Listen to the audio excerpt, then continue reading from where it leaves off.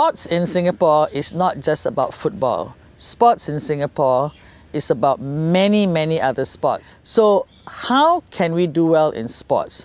Is there a sporting culture in Singapore? Why do people play sport?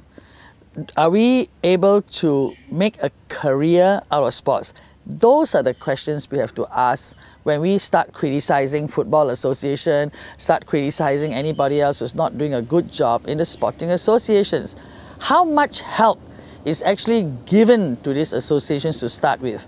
But even way before that, years ago, people played sport, represented the country and were proud of it because they didn't need so much money to survive in Singapore. Singapore was not an expensive country in those days. Now, as Singapore becomes more and more expensive, people need to concentrate on a career. It is not just about football not doing well. It is a lot of our other sports. The sporting associations do not get much support. Also, our sportsmen do not see a future in a career in sports for them. Take netball, for example.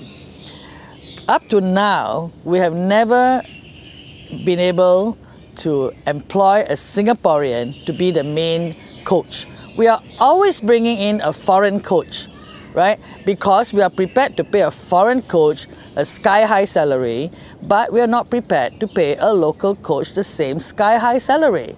So if you don't pay people well enough to make a career and to be able to see that at the end of their life they would have accumulated some money for their retirement, how can you encourage sports in Singapore? Every morning when I have my shower, I listen to the radio.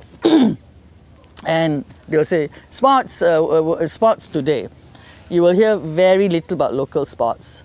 Then you'll hear about either Manchester United, Liverpool, whatever, and then you hear about them being transferred for millions and zillions. Now, if that scene was repeated in Singapore with local people earning that kind of money, I think everybody would want to be a footballer. Football is a white working class sport, right? Our working class cannot afford not the ticket money, but the time to go and watch the sport. You know what people love to watch in Singapore? A game against Malaysia. Be it netball, be it basketball, be it football. So 4 times a year, right? Football should have Malaysia, Singapore. Every school holidays, Malaysia, Singapore, four times a year. And the prize money for the winning team is $1 million. You see more and more people wanting to go and play football and watch football. The element and the attraction of money, to be able to make that kind of money, is what will make people go into sport.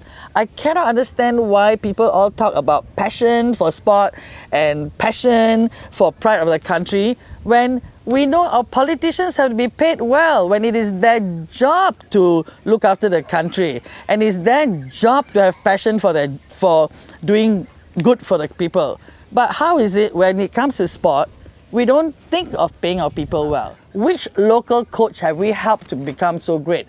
Fandi is finally being recognized for his good work. We should have nurtured Fandi years ago. He should be paid millions of dollars, right? But what are we doing to our own people? After they finish, they're also poor.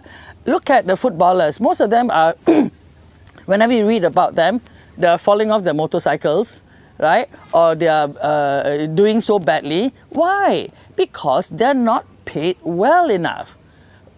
If I were president of the Football Association, I will pick 30 to 40 kids in Singapore, and we have the talent, right? And I'll put enough money in their bank account so that when they retire, they will become millionaires and they don't have to worry.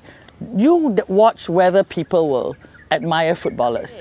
You look at Muhammad Ali, you look at Pele, you look at all this, Ronaldo and all this, they make millions, right? Which of our sporting people, even Olympics, etc., has made so much money that somebody wants to be like that guy, that the fella is really a hero? I'm confident if you pay our local coaches top dollar, you pay our athletes top dollar, right? Something that they can live comfortably in Singapore, and I'm not talking millions and zillions.